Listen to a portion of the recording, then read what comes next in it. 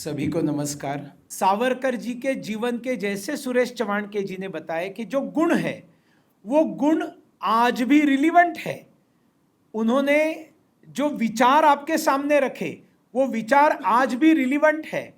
और मैं इधर तक कहूँगा कि इस्लाम और क्रिश्चियनिटी और कम्युनिज्म जब तक दुनिया में जिंदा है तब तक स्वातंत्र्यवीर सावरकर का विचार जिंदा है और उसको जिंदा रखना पड़ेगा।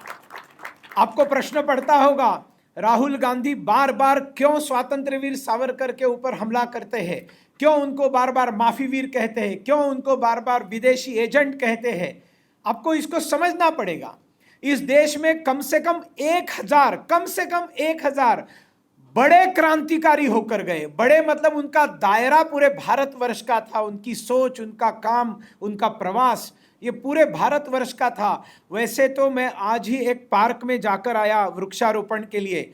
आज़ादी के अमृत महोत्सव के समय प्रधानमंत्री नरेंद्र मोदी जी ने इतना बड़ा काम किया है। आप कल्पना कीजिए कि हर इलाके में, हर मोहल्ले में आप इतिहास निकालेंगे तो उस मोहल्ले से कुछ लोगों ने स्वाधीनता के लिए बलिदान दिया हुआ है। हर मोहल्ले में आपको लोग मिलेंगे, उनको कोई आज याद नहीं रखता। मोदी जी ने कहा कि आपके वहां पर जो भी पार्क होगा उस पार्क के अंदर आप एक शिलालेख बिठाइए और उस मोहल्ले के जो लोग जिन्होंने देश के लिए बलिदान दिया है उनके नाम लिखिए। आप देश भर में पार्क्स में जाकर देख सकते हैं हजारों ऐसे बलिदानी लोगों के नाम, कम से कम जो विस्मृति में गए थे उसको निकालकर पार्क में सम्मान के साथ रखने का काम हुआ।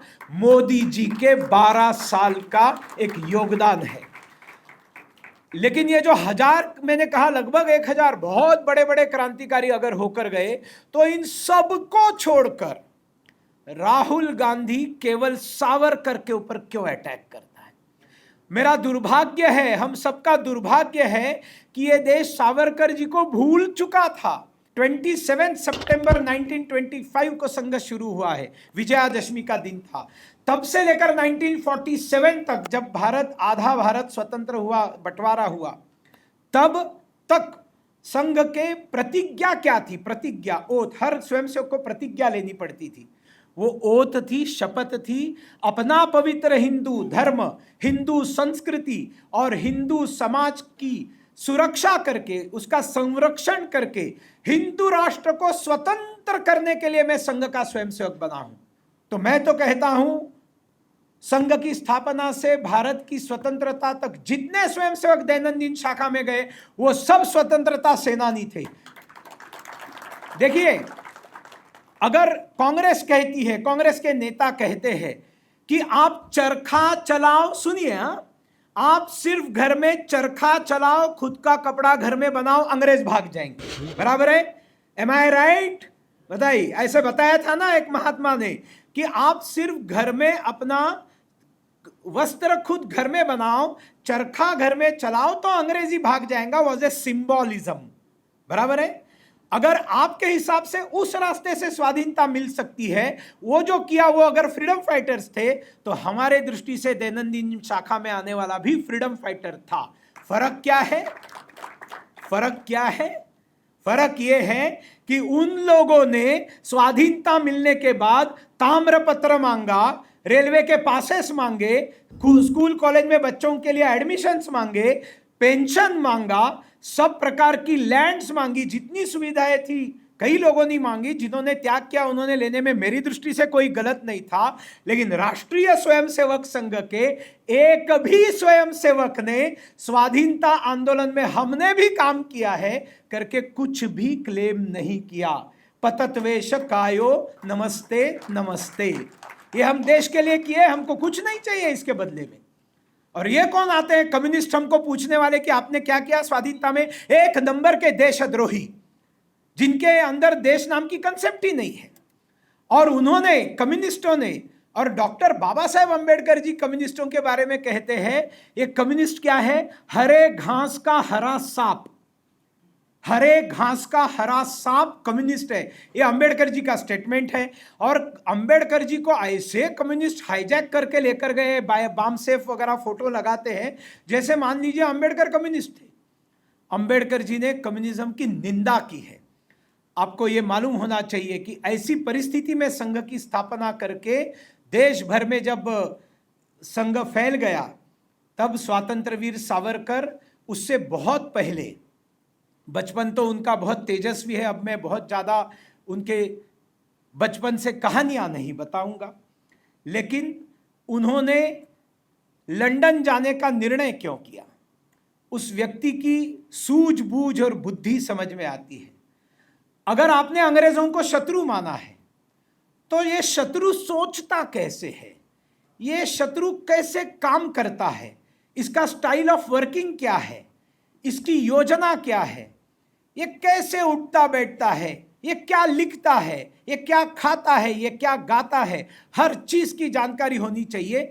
शत्रु के शस्त्रों की जानकारी होनी चाहिए, क्योंकि उससे अगर लड़ना है तो उससे बड़ी नीति हमको बनानी पड़ेगी, उसके शस्त्रों से बड़े शस्त्र हमको बनाने पड़ेंगे, और इसलिए पहले शत्रु को समझना जरूरी है। इसलिए शत्रु को समझने के लिए सावरकर इंग्लैंड चले गए। पैसा नहीं था।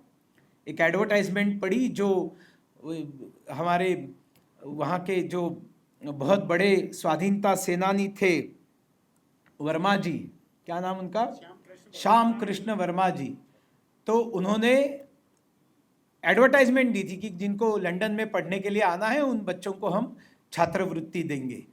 तो उसमें सिलेक्शन हो इसलिए तिलक से मिलने के लिए गए। तिलक बहुत प्रभावित थे सावरकर से। उन्होंने पूछा, सावरकर तुम जाओगे लेकिन पैसा तो लगेगा, वो छात्रवृत्ति वहाँ मिलेगी, लेकिन यहाँ से जाना है ना वहाँ पर छात्रवृत्ति से तो पढ़ाई होगी, खाना पीना रहना सब, पैसा कहाँ से आएगा। तब सावरकर बताते हैं, मेरी बड़ी भाभी जो है, मतलब बाबा राव सावरकर बड़े भाई साहब की पत्नी, उन्होंने अपने सोने के कंगन बेच दिए और अपने देवर को पढ़ने के लिए भेजा। ये त्याग है भाभी का। उसके बाद में जब जा रहे हैं समुंदर के ऊपर, तब वहां पर एक सरदार है जो पढ़ने के लिए जा रहा है, हरनाम नाम है उसका। अंग्रेज मजाक उड़ाया करते थे हम लोगों का, अंग्रेज हम लोगों के पोशाकों का मखौल उड़ाते थे। बहुत घटिया हृदय के, गोरे मन के काले, ऐसे अंग्रेज थे। और वो हरनाम को बहुत उसकी ठट्टा करते थे, मस्करी करते थे, उसके टर्बन को खाते थे, पगड़ी को लेकर बहुत उसकी चेष्टा करते थे, और हरनाम का दिल टूट जाता था। और उसने निर्णय लिया कि मैं नहीं जाऊंगा इंग्लैंड में, ये जहाज का अगला जो स्टॉप है वहां रुक जाऊंगा और वहां से उल्टा जहाज लेकर मैं घर वापस चला जाऊंगा। तब सावरकर जी ने पहचान लिया। सावरकर जी ने हरनाम को कहा, उसको 10 गुरुओं का इतिहास बताया। सावरकर जी लेखक है, वो इतिहासकार है। सावरकर जी ने सिखों का इतिहास लिखा हुआ है, एक बड़ा पुस्तक है उनका सिखों के इतिहास का। तो उन्होंने हरनाम का ढाढ़स बधाया और बाद में कहा, देखो हरनाम, तुमको अगर पगड़ी के कारण ये लोग निंदा करते हैं, मजाक उड़ाते हैं, इसलिए अगर तुमको शर्म आती है और जाने की तुम सोच रहे हो, तो उन्होंने सारे हिंदुओं को बुलाया। उस जहाज पर जो हिंदू लड़के थे उनको सबको बुलाया, सबको जागरूक किया और बताया, आज से लेकर लंदन आने तक हम में से हर हिंदू जो है अपने सर के ऊपर पगड़ी बांधेगा और हम सब लोग हरनाम का साथ देंगे। हरनाम लंदन पहुंचा, स्वाधीनता सेनानी बना, और उसने सावरकर को कहा, सावरकर अगर तुम न होते तो मैं वापस चला जाता। जैसे मदनलाल धिंगरा के अंदर चिंगारी जगाई, सावरकर जी ने लंदन में रहकर भारत के अंदर कई सारे क्रांतिकारियों के मन में चिंगारी जगाई। 1857 का एक ड्रामा बनाया, 50 साल हो गए 1857 को।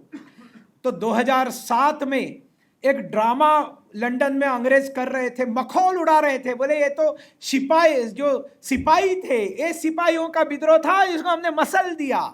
और जितने बड़े बड़े लोग उसमें बलिदान हुए, उनका मजाक उड़ाने का काम जब सावरकर ने उस ड्रामा को देखा, तब उन्होंने कहा कि नहीं, ये गलत बात है।